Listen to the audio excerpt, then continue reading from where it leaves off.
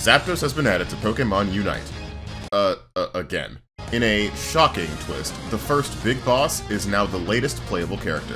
Furthermore, Zapdos is only the first of the legendary birds that are coming to Unite in the near future. What does this mean for the game moving forward? Let's take a look.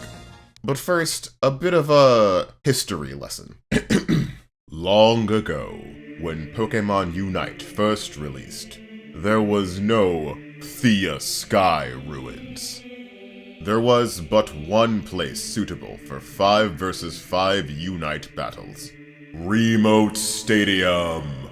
Yes, that Remote Stadium in the casual menu that you always click past. Then and now, during the final stretch on Remote Stadium, Zapdos is the final major objective that spawns. Even though it's technically still in the game, it's been replaced as the standard final objective for a lot of reasons. The most important being that getting the Zapdos buff almost always meant winning the game. We'll talk more about that later. Now, this isn't the first time a non-playable Pokemon has become playable. Once upon a time, I believed that a Pokemon added to Unite in a non-playable fashion would only exist in the game as non-playable. Enter Tinkaton. It first appeared in Unite as an ally NPC in the limited game mode Panic Parade. Yes, that Panic Parade in the quick battle menu that you always click past. Tinkaton wasn't playable, but it also wasn't just an average mob. When it was added to the roster, I had to adjust my theory. Tinkaton was a friendly unit, so at that point I figured wild Pokemon, the ones we farm all game, would be the ones to never get licenses. I mean, really think about it. How many of the wild Pokemon in the game now would you actually want to play as? In hindsight, turning Zapdos into a playable character does make a bit more sense by comparison.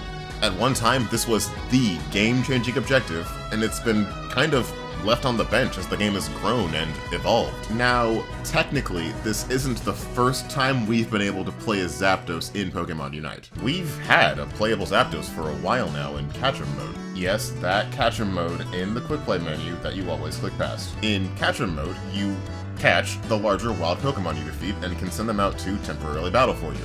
This includes the Zapdos that spawns on that map. It's a simpler moveset, but it's technically a playable Zapdos. Now that we have the actual license for it, in Catch-em mode you can play as Zapdos, defeat and catch Zapdos, then summon Zapdos to replace your Zapdos, and if you lose your Zapdos you have a second Zapdos. It's not that big of a deal, I just think it's funny.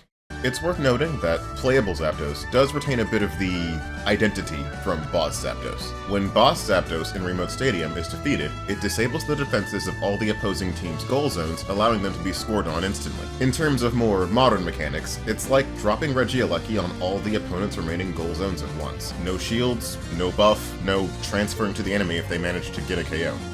Do you see how busted this is compared to even the Rayquaza buff? Playable Zapdos can still sort of do this, but in a more controlled way. Zapdos' Unite move, High Voltage Siege, drops lightning bolts on a designated area over a period of time. If an opposing goal zone is struck by 5 bolts, its defenses get disabled for a short while. This allows one ally Pokemon to score instantly. Still very powerful, but way more tame compared to what it once was. But Specs, You might be saying, this is just a brainless auto-score move. It's crazy OP.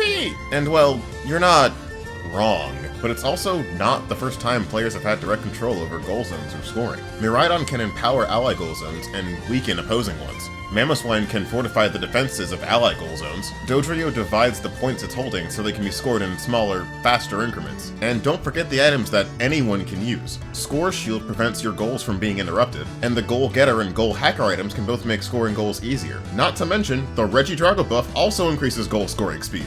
Yes, it's actually useful. We don't think about it much, but manipulating goal zones is just part of the game. More so now than ever. Based on the trailer we saw on Pokemon Day, all 3 legendary birds have some way to directly affect goal zones, and they're all going to be in the game pretty soon. That being said, Zapdos is still very strong without shutting off your goal zones. It's the answer to the question, what if I just electrocute everything?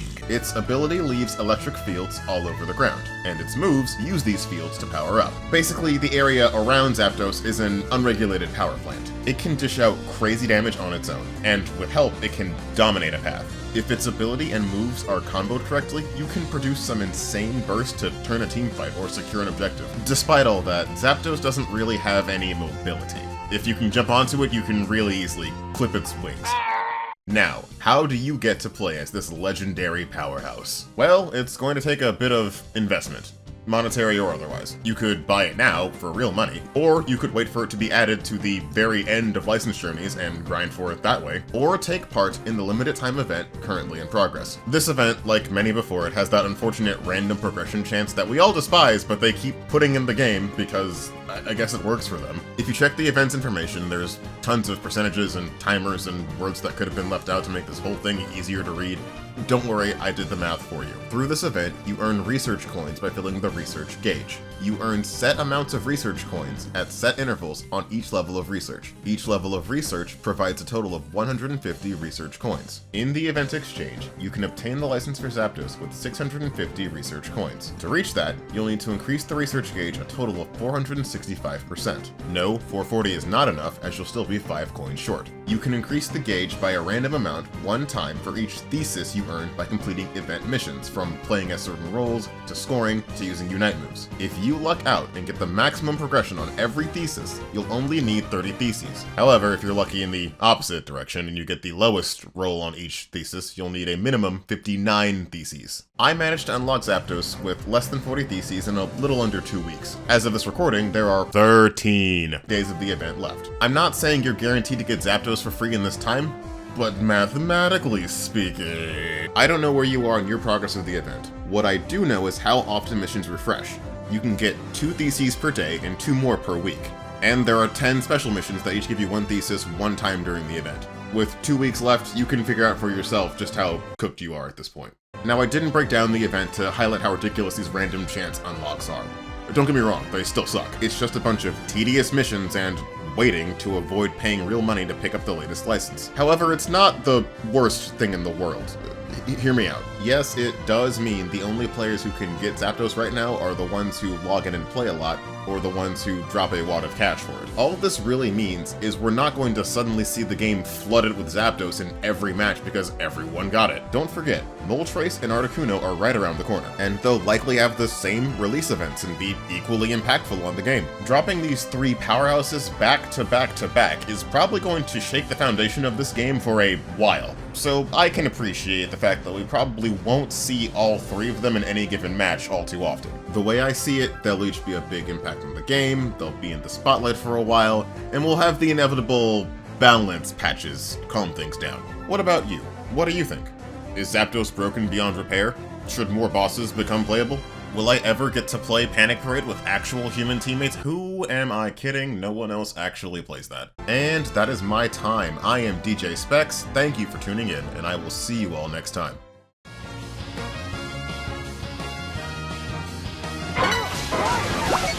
Oh,